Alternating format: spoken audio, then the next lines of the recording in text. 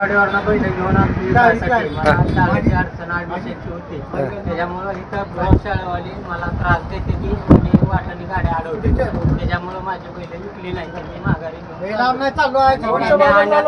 नेण्या आणण्याचा खर्च माझा 6,000 रुपये झाला. बाजार सांगोला.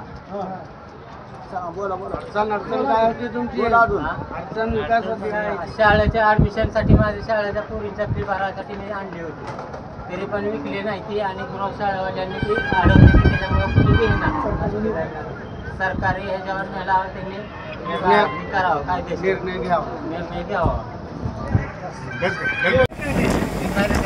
काय करणार होतं?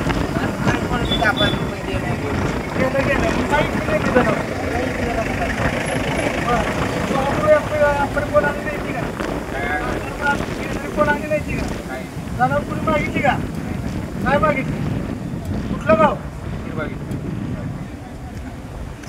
बीएन जनमत सबस्क्राईब करा, लाईक करा, शेअर करा. आपल्या हक्काचं आपलं न्यूज.